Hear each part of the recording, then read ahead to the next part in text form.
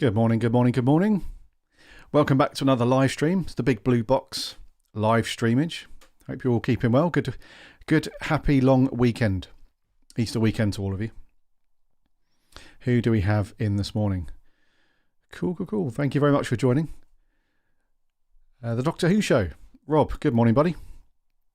Hope you're doing well. Some interesting chat on the tweets last night.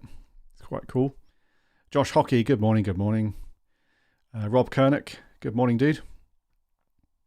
I saw some of your tweets last night as well, Rob. Pretty cool. So thank you very much, as always, for everybody, for taking the time out of your weekend to come and hang out and chat Doctor Who. It's all good. In theory, shouldn't have as many potential problems. Actually, last week we didn't have any problems. I thought there was going to be issues with people knocking at the door and neighbours having work done and all that jazz, but it was actually all right last weekend. It was all good. So I think this weekend and this morning should be cool. Now I've said that, the door's going to go all the time and all that stuff. But Rob, it's always a good time on the old Twitter. Yeah, always some stuff. The Courier of Who. Good morning. The Courier of Who. Sounds interesting. It's a good name. The Courier of Who. Who else do we have on this morning? Just waiting for people to trickle in. As before, and I know that I said I was going to do this last week, there is no agenda for this week. There's just not enough hot topics at the moment to dive into. We had that little spike, that little blip in news where everyone went crazy last week about John Barrowman coming back. Not going to happen. Catherine Tate coming back. Not going to happen. And that stuff. So the Twitterverse was cool for that and news and whatnot. But yeah, nothing crazy going on this morning or this week. Unless you guys tell me otherwise. If there's any big news that's happening, let me know. That'd be good. Craig Matthew, good morning.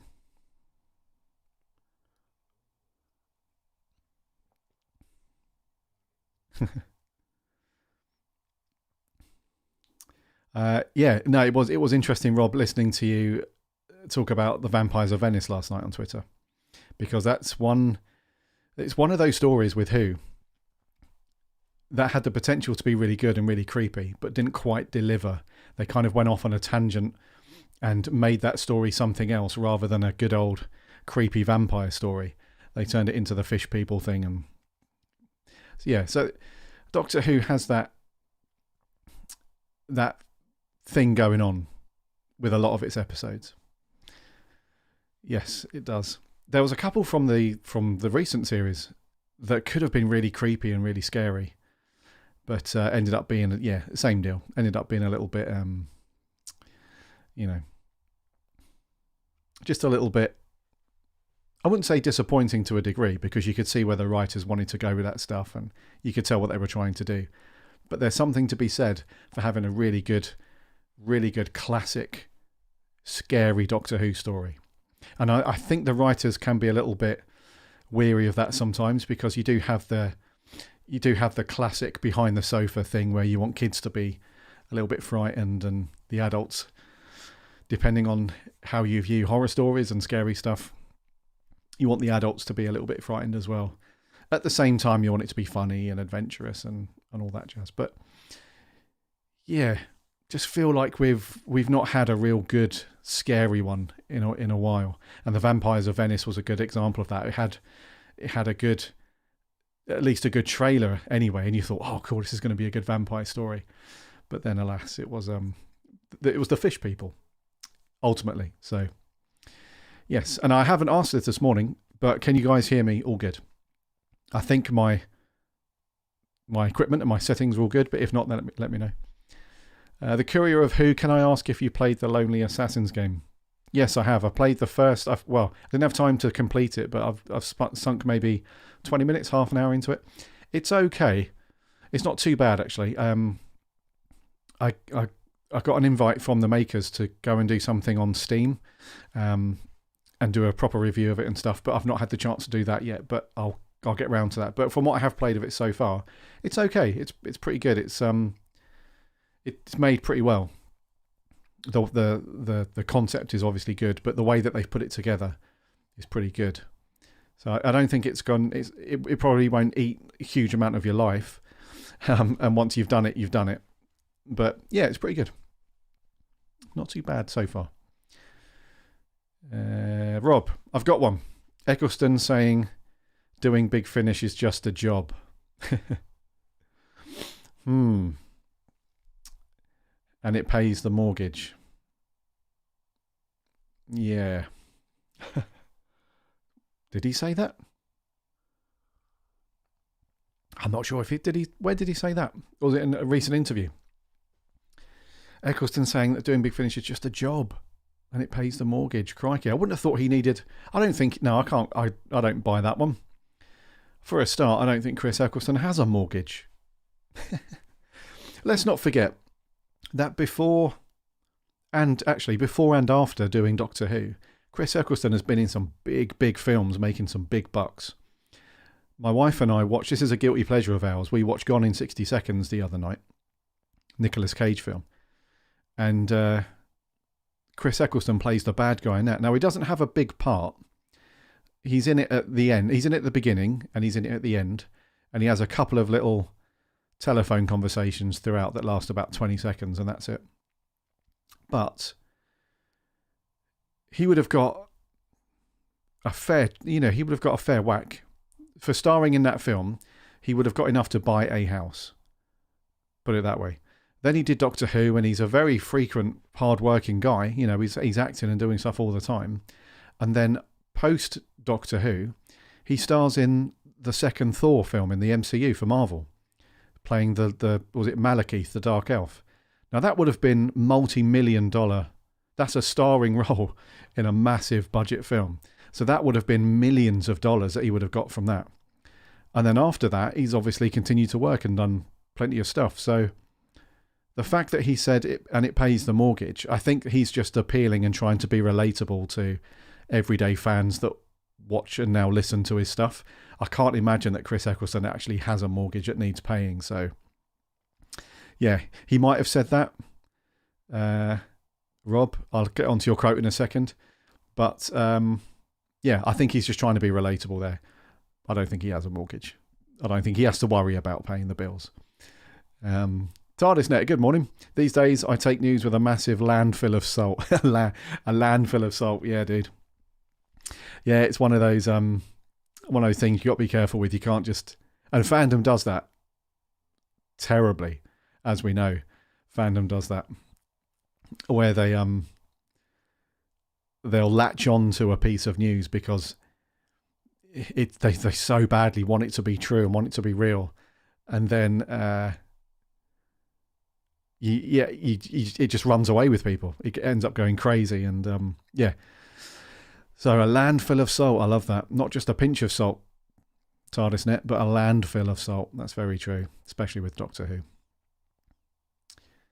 I think Whithouse was trying to pull the rug and subvert expectations, but as we learned with The Last Jedi, that's the last thing fans actually want. Yes, very true. Craig Matthew, alas, yeah. So Craig, it's bloody, I've said this before on the first live stream, I think, it's bloody Boris Johnson, man. Again, me and the missus, when we're having a cup of tea or coffee in the evening or on a weekend morning, we're just catching up with the news and we've got Sky or BBC News on, whatever. Boris is on there and he uses that word so much that now I've picked it up. So in everyday conversation, I'm like, alas, it didn't quite pay off, or alas, it didn't work. And so, yeah, Craig, I'm aware, dude. I'm aware that alas is a thing that I probably shouldn't be. Well, no, actually, no, I should be. It's a good word in the English language, but it's just not very frequently used. So, alas, I will continue to use it. Is that even the right context to use it in? I'm not sure now. Alas. Yeah, I wanted to get up earlier this morning, but alas, I didn't. I wanted to lay in, whatever. Yes. TARDISnet, it was in DWN. Okay, so is this the most recent edition of the magazine? Okay, yeah. The big old interview with that. Rob, I'll pull the quote. Hold on. Here we go. Right. On why he wanted to revisit the Doctor Who character, he added, "What convinces a bricklayer to build a wall? What convinces a plumber to plumb? What convinces you to do your job?" First of all, I mean, it's not a fashionable thing to say. And because we're all English, we don't talk about these things. But I'm an actor, and the way I pay my mortgage and support my children by acting, so it's paid work. No. I don't buy that, I'm afraid. Rob and other people watching right now, I'm sorry. I don't buy that. I buy some of it in that he is an actor and he's a working actor, and I guess it's one of those things where he obviously doesn't need the money, right? That's clear. As I referenced minutes ago, he's done some huge Hollywood films. And at least one of those, Thor, The Dark World, that would have been a big old paycheck. Now, I'm not saying 100% that this is correct. I don't know anything about Chris Eccleston's personal finances or anything like that. I don't want to know. And if it was a case of he bagged those multi-million dollars from doing the MCU stuff and just stuck it in the bank, forgot about it, and then continued to just, be a paid working actor and does have a mortgage and stuff, then fine. That's not for me to say. But I'm just not buying it. The whole thing around where he says, "But I'm an actor, and the way I pay my mortgage and support my children by acting, so it's paid work." Fine. Your day-to-day expenses and living costs and paying bills, because obviously when you get a big old hefty paycheck, you can then just outright buy a house. That's fine. But then you still have your monthly, here in the UK, you have your council tax, your utility bills, broadband, TV license, and all that jazz. So you can't just bulk pay that. Well, some of it you can, but you still have to pay annually, even if you don't pay it monthly. So I get it. You have that stuff to pay, and you can't just do, a couple of big acting jobs and that's it, and then just drip feed that stuff out. It's not going to last. It's not sustainable. So yes, I get from a day-to-day stuff, you and your kids, housey stuff to pay for, cars to pay for, all that stuff. Cool. But from a mortgage perspective, I just think he's trying to be relatable there, and he's trying to appeal to lesser mortals. I don't even know if that's the right way to say that, but you know what I mean. It's like successful actors and big famous actors, they don't have to worry about, even actually coming on to that, or following on from that.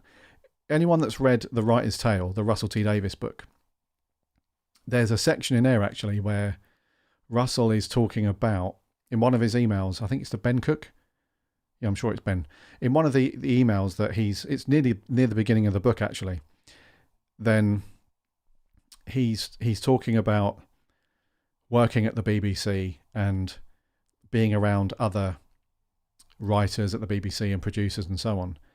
And he says, he kind of alludes to the fortunate position that they're in and the job that they do, and for him especially loving the job that he does. And he said there was a moment where I think he was getting in and out the lift, or he was in a conference meeting or something like that. And he says in the book that he looks around and looks at all these fortunate people, and they, none of them have got mortgages to pay. They're very fortunate and stuff like that. And these are people that are behind the scenes. These are the people that are, producing and writing the show. So for someone like Chris Eccleston, who would have been paid more for his fee to be in something like The Dark World versus a writer on a BBC programme. Yeah. You know where I'm going with this. Yeah. Courier of Who. I was shocked at the end of The Lonely Assassins. You have to complete everything to get something. I will say no more. Okay, yeah, say no more. No spoilers, sweetie. No spoilers. Craig Matthew, you know it's a front, Chris. We know you love the show secretly. I mean, that's the thing, Craig. I think you've nailed it there. I think deep down, Chris Eccleston does absolutely love the show and the character. I really believe that he absolutely loves it. But because he's a man of principles, that spat that he had with RTD and whoever else, he will not back down and yield to, you know, people getting him to say that. He'll always keep his enthusiasm about the show to like 70%. And that's where he'll leave it, because he's not stubborn, but due to his own personal principles, he's not allowing himself to be drawn into that. Like someone like David Tennant, who does get drawn into his love of the show, and he will openly and say all the time how much he loves the character and still is a great ambassador for the show and all that stuff. Whereas Eccleston, I think Eccleston feels that way internally, but he'll never externally shout that anymore. Which is why when he was doing that TV interview here in the UK on the Lorraine show, and she was trying to coax out of him, you know, how he feels about the TV stuff and how all that, and he was still like, no, I don't want anything to do with the TV side of Doctor Who. That's not going to happen. But I do love this new audio adventure stuff, and it was really telling, because he really emphasized that this is for audio only. This is an audio only thing. It's nothing to do with the TV and all that stuff. So I think he, out of principle, he won't allow himself to be drawn in on anything to do with the TV stuff. So, but yeah, you're right, Craig. I think he does love the show. I think he does. Simon Hodgson. Hey there, everyone. Good morning, Simon. Hope you're well. I have a theory. He was married 2011 to 2015. Yeah, that's probably why he had to work extra. High maintenance wife. I'll read you. Chris is doing it to stay relevant to Who fans. My excitement around him left me long ago. Okay. Yeah, I think there is an element of that. I think he's saying things like that because he knows that the broad stroke of listeners that will buy that Big Finish adventure of his, and just in general, people who listen to Big Finish and consume content and stuff like that, we all have mortgages to pay and rent to pay, bills to pay, stuff like that. Broadly, you know, there's probably a very tiny percentage of people that are well off and they own their own house outright and don't have to worry about that stuff. But that's probably tiny percent. So the bulk of Doctor Who fans will have those things to sort out. So he's probably just trying to relate to the everyday Doctor Who content consumer. Yep. He might have got taken in the settlement. Yes, he may have done. See, that's another good point. Did he get divorced then at some point? Because I thought he was proper loved up with his missus, like they've been together for such a long time.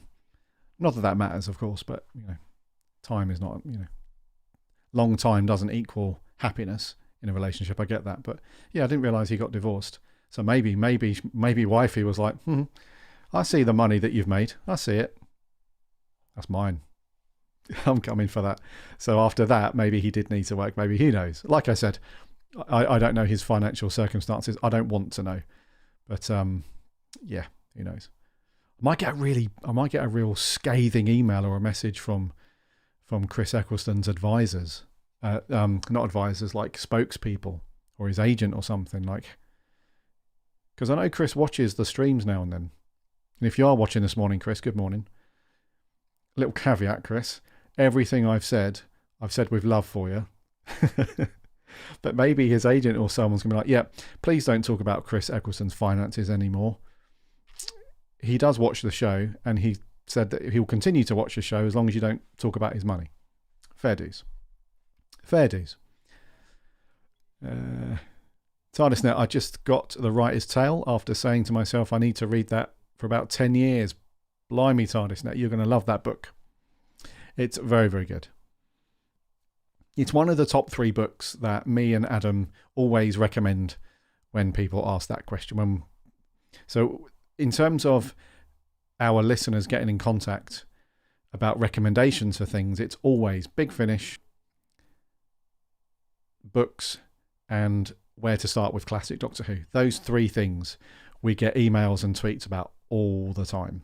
And where it concerns the book stuff, The Writer's Tale is always in our top 3 recommendations, because not only is, in my opinion and our opinion, the Russell T Davies era of modern Doctor Who the best it's been since it come back. So Russell T Davies is the man, really, and it's such a good insight into his big clever brain. Basically, the structure of the book, those of you that haven't read it, it's essentially a conversation between him and, I'm sure it's Ben Cook. That's going to wind me up. I might sound extremely stupid now. I'm just going to check, but essentially, it's not like autobiographical or anything like that. It's a conversation between Russell and Ben, and they just share emails, and it's a really good insight into how he thinks about writing for the show, all of the considerations that are needed that we don't hear or see, and there's just so much that goes into it that Russell T Davies has to consider, or did consider. Yeah, Benjamin Cook. Yeah, just wanted to make sure I wasn't going crazy. Yeah, there's so much to consider that goes into writing not just Doctor Who but any TV show. It's just really good to see, because the interviews that you see in the behind the scenes, like the old Doctor Who Confidential and just interviews in general, Russell and the other producers and the actors, they will keep it very much very top level, I think is the best way to say. They will keep things very we loved working on the show, it's amazing, these people are amazing, and it's been such a great experience, all the friendly PR-ish kind of speak that you would expect. You won't really hear much of the struggles that were involved. You might hear it in terms of some of the actors saying they were really knackered because they had night shoots to do for a week, and that was a real struggle, and there were some challenges around getting a certain prop to work, or things like that. But that's like the bread and butter of being a TV or film actor, I guess, and having to do that stuff. But The Writer's Tale, Russell goes into quite a bit of detail in depth about the challenges that he faced, and just him thinking about really simple stuff, like writing in the new companion for Martha. So when Martha left, writing in a new companion for that section of his era, and coming up with all that stuff and writing away, and then all of a sudden Catherine Tate's like, oh, I'm interested in coming back and wanting to be involved in the show and being a regular, and he had to go back and change stuff and all that. And then there's some other bits where he's talking about writing certain scenes for certain episodes, but then bidding those ideas off because he's thinking fast forward in time. He's fast forwarding to a bit where he's having a conversation with the producers, and they're like, that's going to be way too expensive to do. We can't do that. So he scraps that idea, goes back and tries something else. It's really a good deep dive into his thinking and his brain. So it really... That'll be my son on Xbox, if you can hear that. Having a good old time, apparently, with his friends. But yeah, it's a good old dive into Russell's brain. Craig Matthew, reading Chris's book, he does strike me as someone who likes to move on and do new projects. That said, I think he's starting to find a newfound love for the show since his 2 young children were born. Okay, yeah, of course, yeah. Can you imagine that? Dad, I started watching this new show the other day. Oh yeah, what's that? Yeah, Doctor Who. You might have seen it. And if he plays along, he's like, oh yeah, I've heard of it. Yeah, my favourite so far, my favourite Doctor so far is Matt Smith, the 11th Doctor. He's so good, isn't he, Dad? Yeah, yeah, great that. Have you not gone back and started with the first Doctor yet? Oh no, not yet. No. Oh well. Yeah, that would be interesting. Simon, we're looking forward to next month's Ninth Doctor release. Yeah, it's going to be cool. It's going to be very cool, that one. I'm really looking forward to hearing Chris go absolutely nuts in certain scenes, with that huge bout of enthusiasm and energy that he brings. It's going to be cool. Yeah. Yes, and we'll review that as well. One of our writers will listen to that pretty sharpish, I would have thought, and get a review up on the website. So, all good. Yeah, it's Ben Cook. Yeah, sorry, Rob. I was just driving myself insane with that. When you question your own mind, it's like, I'm sure it's that, but I'm just gonna double check. Rob Kernick, I didn't realise there were two versions of The Writer's Tale. I've got the first one, and the second has extended sections of the final specials. Yeah, that's right. Yeah, so they did a reissue a couple of years later. So yeah, it's worth anyone that's not got the book yet. Obviously, get the second version, the extended one, because it's got some additional stuff in it. Yes. DW Sebling, morning Seb. Just woke up. Not good enough, mate. Not good enough. I told you. I tweeted out that we were starting at 10. Not good enough. Simon, fascinating insight into that era. A great read, yeah, it is, dude. A great read. The Courier of Who. I just have to say, my friend gave me his entire monthly range for Big Finish. He organised them by Doctor for me. I'm loving 5 right now. I'm on the Chaos pool at the moment. Any you recommend? Well, if you're on 5, if you're going through it, 5 especially, then there's a couple of belters. So if you've not got to it yet, Spare Parts, which is probably one of the best Cybermen stories written for Doctor Who in any medium. So give that a go if you've not got to it yet. And also, I was talking about this the other day with Adam. 1 second.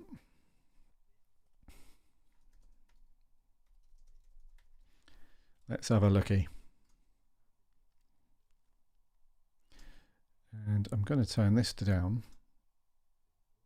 Let's turn this on. There we go, because that's going to cause my eyes to go mad.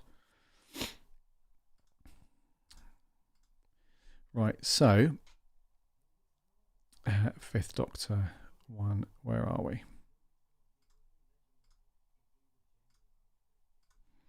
So, Spare Parts, which is story number 34. When you get to that, if you've not got to it yet, that's amazing. Very, very cool. The other two, well, there's quite a few of 5th Doctor stories that are very cool. But where are we? The other two that I would recommend would be...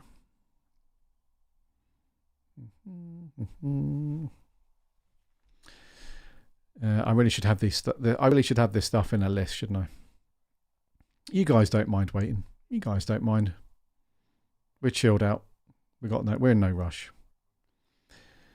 I'm going to look on the actual Big Finish site. I was on the time scales, by the way. Anyone that's not been on that website, I don't think they update it anymore. But the timescales.com, some really, really good recommendations for Big Finish over there. Let me just have a quick wee look on here. Here we go. The 5th Doctor.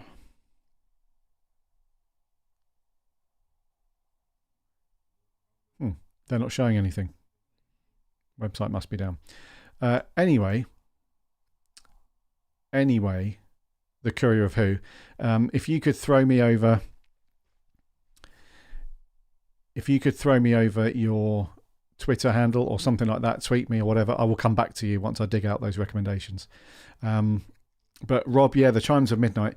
If you want to fast forward to an 8th Doctor story, so the McGann stuff is really good throughout Big Finish, Courier, then the Chimes of Midnight is one of my favourite Big Finish stories ever, not just the 8th Doctor one. So, yeah.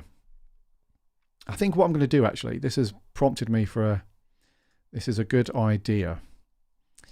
I think what I'm going to do is I'm going to start putting a list together of maybe 5 stories of each Doctor just for Big Finish. Because like I said, we get this question all the time. I would say at least 2 or 3 times a week we get an email or a tweet or something or a Facebook message that says, what do you recommend for Big Finish? And every single time I go to answer it, I have to go and... There's a couple that pop up in my head that I recommend off the bat if people have not started Big Finish at all. So things like The Chimes of Midnight, Rob, and Spare Parts, and the Davros and Omega stuff, The Light at the End, Embrace the Darkness. Oh, I could go on, there's loads.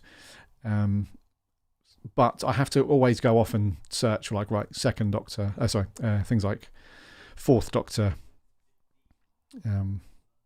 Big Finish stories, you know, and then put together stuff like that. So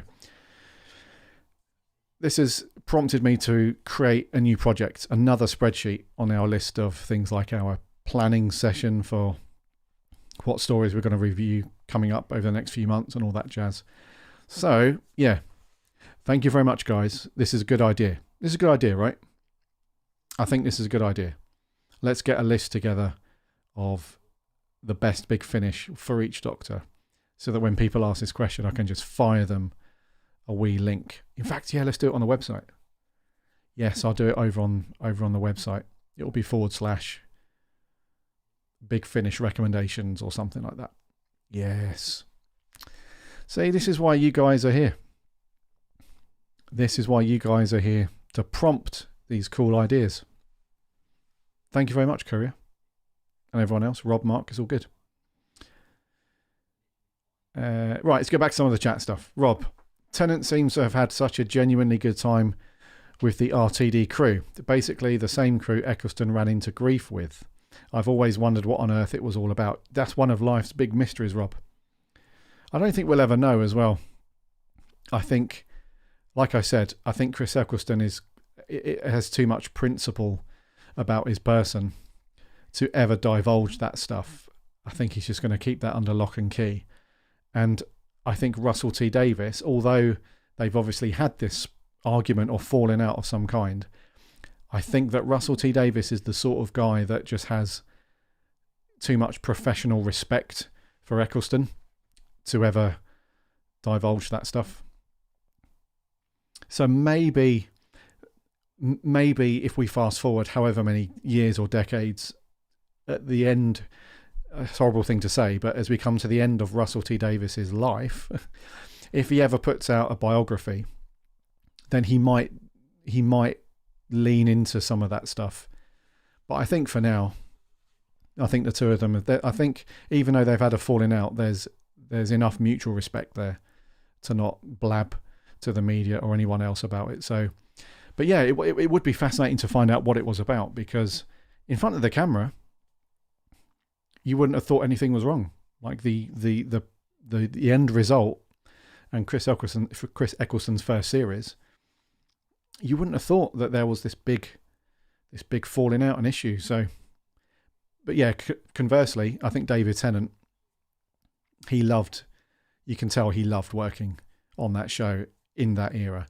There was that little Doctor Who Confidential snippet that they did when he was doing the specials and coming up to the end of his time, where he said it was a really, really tough decision to leave the show because he was potentially really excited to be working with Stephen Moffat. I think he really wanted to do some stuff with Stephen, but that obviously wasn't a big enough factor to keep him there. But yeah, I think the RTD stuff, and you can tell with all of the other confidential interviews, the RTD stuff is really shows the close-knit connection that he has with all the crew and the other cast members. So yeah, you're right, Rob.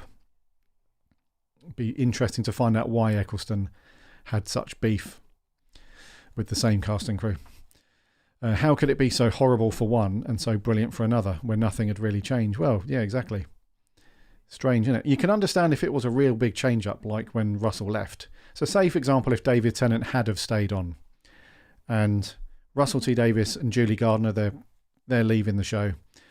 Stephen's coming in. He's got his whole new group of people with him, his new producers, new crew perhaps, or probably. And David Tennant's like, this doesn't feel great. The previous bunch of people I worked with, that was all amazing. Loved that. So you could understand if there was the same Doctor that carried over into a different showrunner's era, and alongside that everything had changed, and there was that adapted. You had to adapt for a while to get to find your feet and stuff. But yeah, it's weird. All of the cast and crew are the same, pretty much. Yeah, it's all weird. Seb, you missed your alarm. Oh dear. Thank you guys. These are going on the list. No worries, Courier. No worries. Get them all down, and I will work on this additional web page for the website, and we'll keep that updated with stuff as Big Finish come out with new things. But yeah, that's a good idea, I think. Craig Matthew, I've been rewatching all of modern Doctor Who, but in French. Been trying to learn for a year now, and it's so interesting to see the difference. Okay, interesting.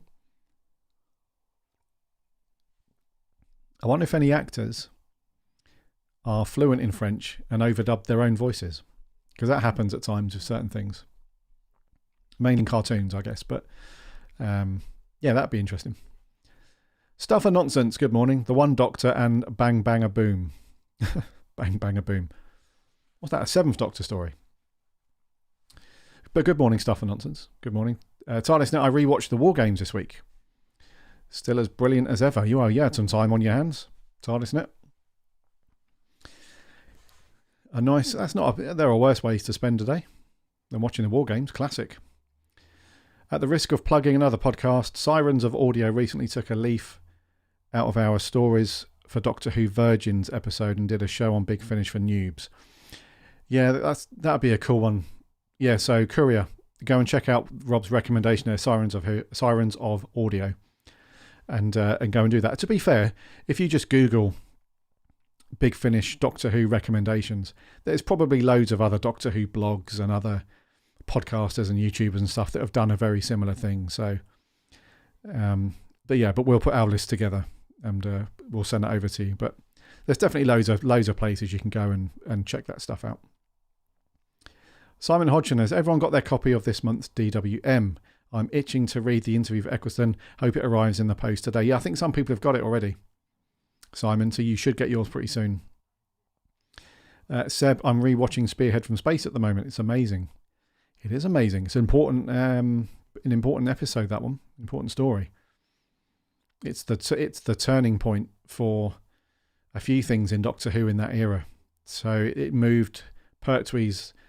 It tried something fresh for Pertwee coming into the role, but then from a production point of view, it looks amazing because it was filmed on film stock and not TV tapes and stuff like that. So on Blu-ray, the remaster is amazing. It's really good, and it's just a slight shift in direction for the show. It's really good. So yeah, I've got a lot of time for Spearhead. I rewatch that one probably a couple of times a year. It's very cool, very cool. Rob, I stopped getting the Cardiff Pravda. I stopped getting the Cardiff Pravda, but I'm sure it will be a good interview. Yeah, I don't subscribe to DWM anymore. I haven't subscribed in about 3 years now, I would say. I think I spoke about this on the last live stream, possibly. But yeah, I just can't justify the cost, even though it's not expensive. It's not an expensive thing. I can't justify another little outgoing for stuff where I'm only reading like 5% of the magazine. So, but my co-host Adam loves it. He still subscribes. I think he's subscribed to it for donkey's years now. I think he's got most of them, which wouldn't surprise you about Adam. He's got most of them. Right. Were you planning on doing Time Fracture in London? I had it planned, but I think 2021 is going to be a bust. Time Fracture, is that the live show? Yes, we were planning on doing that, but for the same reasons as you. 2021's looking a bit iffy still. Yeah, it's weird because the government here in the UK, although we've been successful with our vaccine rollout, there's still this weird grey area that people are not quite getting their heads around. Officially, we're still in lockdown, but they've extended certain things. So, you can go and visit 6 people outside, and they're going to slowly open things up like gyms and all that stuff. And then I think next month in May, they're going to open up pubs and restaurants again and that stuff. So they've said that you can go out and visit people in your garden and stuff like that. But last weekend, or earlier on in the week, the sun was out here in the UK. All the parks were flooded again. It's just crazy. And then what happens is the police get the arse and they start dishing out fines. And then people get the arse because they're like, I've been inside for what feels like forever. So you have this conflict there. But either way you slice it, you end up with the R number going up, infections going up, and then you slowly start creeping back to where you were. So we've made some plans for 2021. Adam and I spoke about this 2 weeks ago on the show, where we were sort of itching to get back out to some conventions and stuff. But the LFCC, that normally happens in July in London here, that seems too early for us, especially in that venue, which I can't stand. Whereas the MCM one, which is not until October, November, that sounds more feasible from a safety point of view. So, yeah. Time fracture. I think it would have been cool. Don't get me wrong, I wasn't sort of crazy excited for it, but it did look kind of cool. But yeah, we'll see how 2021 goes, man. It still feels a little bit like it should be okay, but we're still in that kind of, people are not quite getting their heads around the rules still. That seems to be an unfortunate thing about the UK public, is that they just go nuts and end up with infections spiking again, and I don't know. We'll see. Eccleston interview is interesting. He talks a lot about how grateful he is for the great writing of his career. Okay. Well, like I said, he's a man of principle. He's a man of good values and stuff like that. So he's never going to openly really start cutting into people. Least of all Russell T Davies. He's never going to start doing that. And so yeah, I can imagine the interview is although it's fairly candid, I suppose, it's probably not 100% reflection of how he truly feels about certain things, which is quite clever in a way, because he's got his big Finish story coming up next month. So in terms of PR, it needs to be very positive, right? It needs to be a good...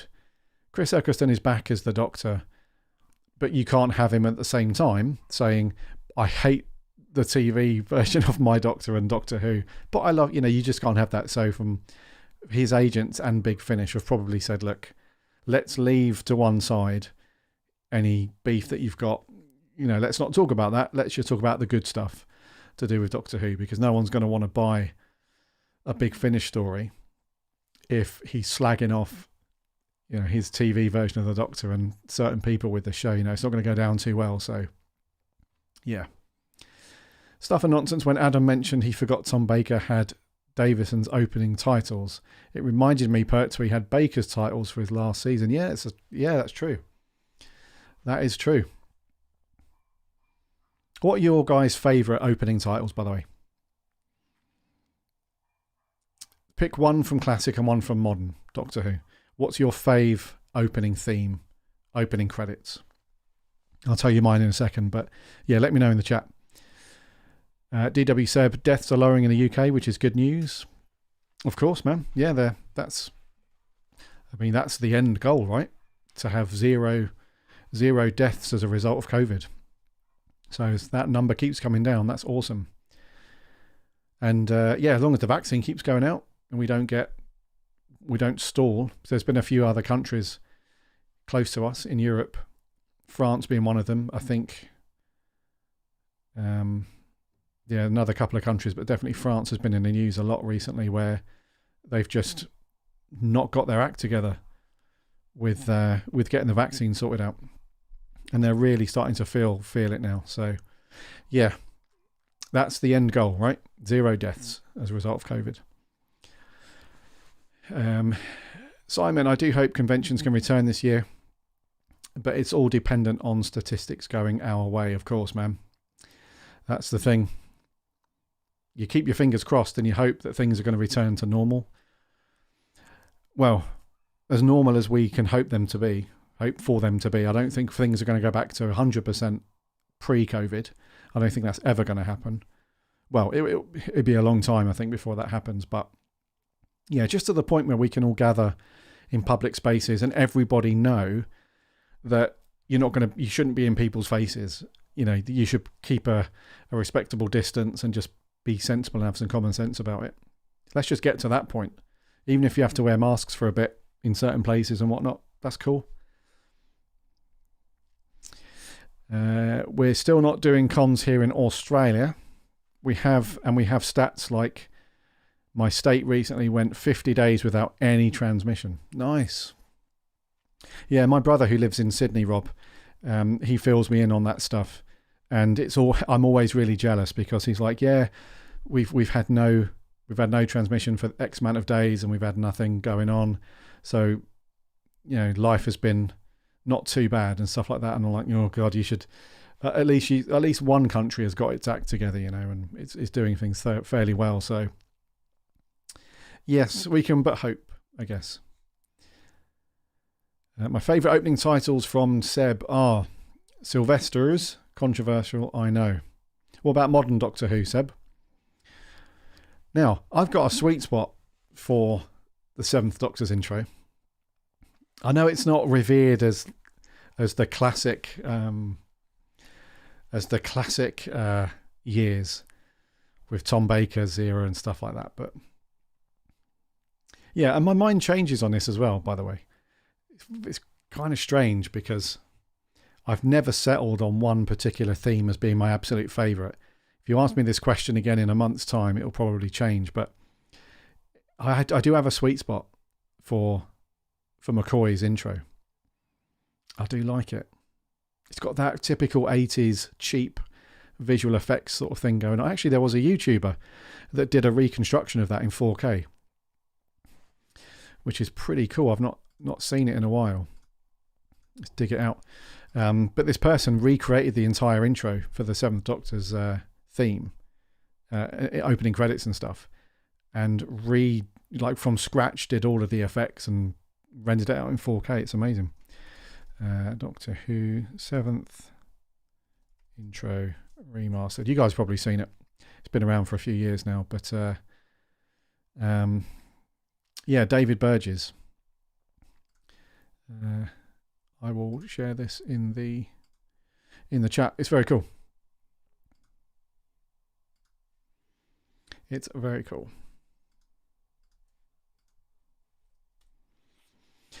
But yeah, I've got a sweet spot for it, and but my favourite intro is actually Pertwee's opening for Classic Who, Pertwee's first series, and for Modern Who is Series 4, or Series 3, and Series 4, the specials. So when Murray Gold really hit his stride, and it's got a real good sort of, we use it in the latter section of our intro and outro, but it's just got this real, although Eccleston's one is cool and Matt Smith's era was very sort of experimental, though that Series 3 and 4 in Tennant's era just had a really cool sort of forward motion vibe about it. It was really cool. Love it. Simon, I love Series 18 and Series 1 intros myself. Okay, cool. Cool. The Courier of Who, Classic, Davison, Modern, Tennant Series 4. Yeah, I agree. Well, Davison 1 is okay. It's okay. But glad you like it. It's all good. TARDIS said my favourite classic titles is the original Hartnell opening and the modern. And modern, it's between Eccleston and Whittaker, but I don't know. Didn't even think about Whittaker. How bad is that? I didn't even think about Whittaker's intro. Which is actually badass, when you think about it. It's a pretty decent take on the theme. It's very cool. And then the visual effects, you can tell they spent a bit of bunts on that. It does look cool, I must admit. In fact, I probably prefer Jodie Whittaker's intro to Matt Smith's stuff, because I felt like the cloudy time vortex tunnel and the little lightning strikes and stuff. This didn't really do it for me. I wasn't too much of a fan for that. And the theme is a little bit weak as well. I think with Matt Smith's final series, they did change it up a little bit actually, and it was a lot more bassier, and it had a better feel to it. But overall, and they try to be experimental with the titles as well with Matt Smith's era. Like some of them, they changed the cloudy vortex tunnel to the fire version, and then some of the logos that popped up, it had a different color treatment and stuff depending on the episode and stuff like that. So it was okay. It was cool that they were trying that stuff. But yeah, I prefer Jodie Whittaker's intro stuff, opening titles to Matt Smith's. But for me, it's still the series 3 and 4. Yep. Stuff and nonsense. Classic has to be Baker titles. Modern would be series 7. The Face is Back. Yeah, that's the series with the updated theme, isn't it? Yeah, but the theme tune from series 4. There we go. Series 4 is a belter, man. It's such a good theme. It really is a good theme. TARDISnet, worst classic opening is McCoy, and worst modern would be Capaldi. Okay. Yeah, Capaldi's... I wouldn't say it's terrible, but it's not... it's not as good in my opinion as some of the others. And worst for you is the McCoy theme. Yeah. See, I knew that would. I knew that reaction was coming for that one. It's not a Marmite thing, the McCoy, but it's certainly not liked and very fond. He's not very fond of in the eyes of classic Who fans. As is the McCoy era. As is the McCoy era in general. It's just not up there on people's lists, and I hate lists, but we can't get away from that.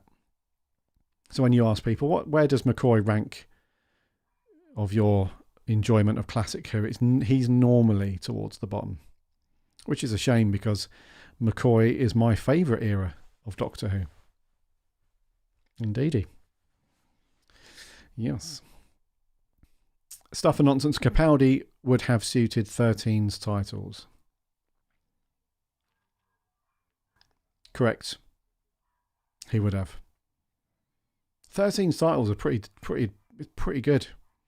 I really love the visual effects, the opening stuff, and the theme is pretty sweet as well. It's a really good theme. If only the rest of the show was as good as the titles, eh?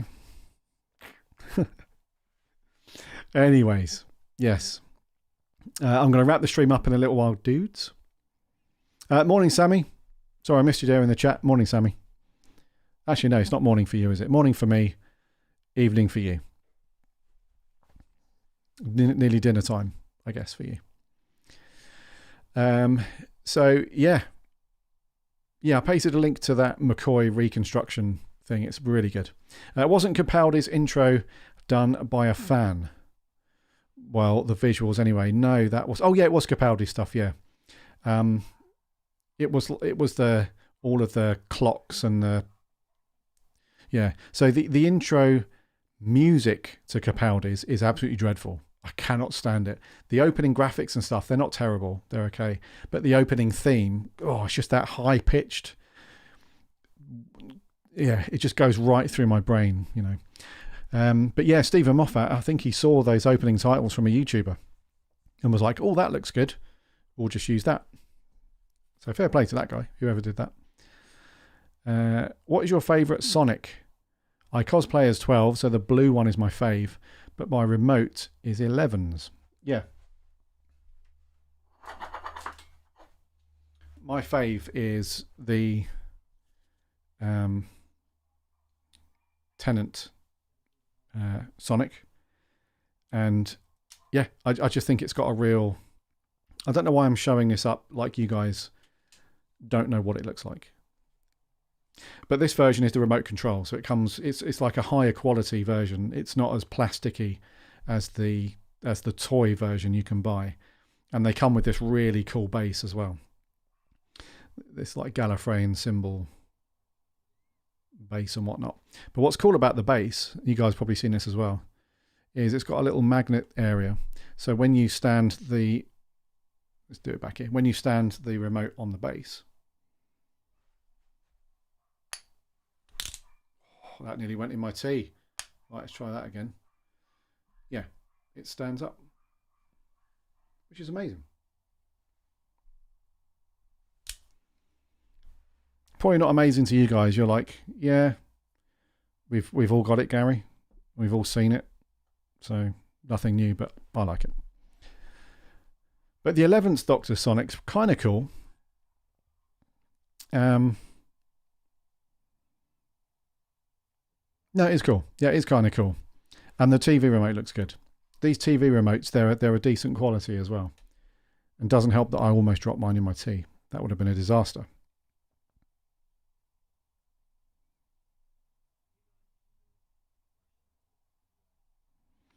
Yes. Right. I'm going to wrap this up in a minute. Because I said I would do these streams for roughly an hour. Roughly. And the last few have bordered on an hour and a half, hour and 40. Right.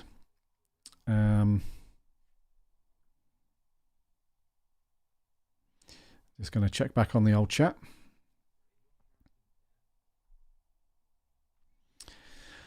Yeah, so my fave Sonic is the 10th Doctor Sonic. I love the McCoy era. Having sat through Davison and Colin Baker, which felt very heavy to me as a youngster, McCoy was a breath of fresh air. Okay, cool. Yeah, McCoy's era is amazing. It really is. And it's one of those things where, excuse me, the more you watch it and the more you dive into the psychological stuff of McCoy's Doctor and how that very slowly develops over the course of his era, and you see the potential in what they were trying to do with his Doctor. It's great. It's really great. So yeah, a lot of love for the McCoy era, which is weird because I hated it at first. When I first dived into Classic Who many moons ago now, I just couldn't stand it. Even like one of the best Dalek stories from Classic Who, Remembrance of the Daleks, I couldn't stand it when I first watched it. And Adam was like, dude, what are you doing? He was like, I can't argue with your opinion, but mate, it's one of the best stories. Anyway, I left the McCoy era alone for a while. I think it was a Sunday afternoon. I thought, right, I'm in the mood for some Classic Who. I'm just going to stick on a McCoy. Let's give it another go. So yeah, I stuck on McCoy's era from the beginning, and then just something clicked. I don't know what it was, but as I watched more and more of it, I watched a couple of episodes each evening for a couple of weeks, and it just clicked. And by the end of it, I was like, bloody hell, that's really cool. And then it helps when you read things like Andrew Cartmell's book, The Script Doctor, and some other stuff. You know, it helps when you dive into the background of what they were trying to do and stuff. So yeah, man, a lot of love for the McCoy stuff. McCoy is still one of my fave Doctors. Yeah, TARDISnet, he's cool. 3 Sonic is the best. 3 Sonic. The thing with the classic Doctor Who Sonics is that as a result of budget, they look really plasticky. They actually look like a toy that it looks like they made a prop of decent quality. They manufactured toys of it and then used the toy. That's what it looks like to me. Especially Pertwee and Baker's. Sammy Satine, I'm very sad. My iPad appears to be having an epileptic fit and I can't at this stage restore it to its former glory. Apple, eh? Apple. Yeah. Doctor Who Show, have a good weekend, Gary. Yeah, thank you very much, Rob, from the Doctor Who Show. Right, I'm going to wrap it here. It's just gone past 11 a.m. here in the UK. Thank you all so much again for joining. It's been awesome to have you here. Next week, definitely going to do a poll on some subjects to talk about on the live stream. Defo going to do that.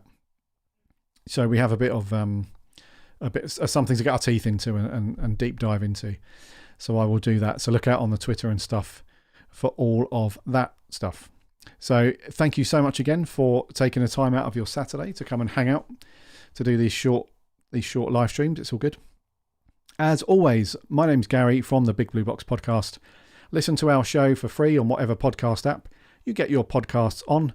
Just search for us or head over to the website, bigblueboxpodcast.co.uk. You can listen to all of our shows for free there. Plus, you can check out all of the cool reviews and articles that our writers put out.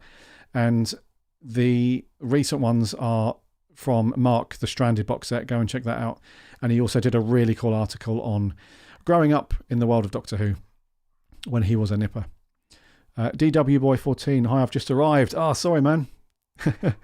Yeah, sorry, I'm going to wrap it up now, dude. But yeah, so go and check out the articles on the website. We're on the socials too, Instagram, Twitter, and Facebook. Do a search for us, or there are links on the website. And we have a free Discord server as well. So head over to the website, find the link for that, come and register. It takes 30 seconds, and come and hang out and chat Doctor Who over there. And also remember to subscribe to this YouTube channel. So hit the subscribe button, and we'll continue doing these live streams every week. It's very cool to come and hang out. And I will try and get some people on as well, if people are up early enough. I don't think Adam's going to be up early enough to jump on, but I'll try and get some other people on, and we'll chat and do some Doctor Who stuff. So have a great week, everybody. Take care of yourselves, and I will see you next time. Cheers.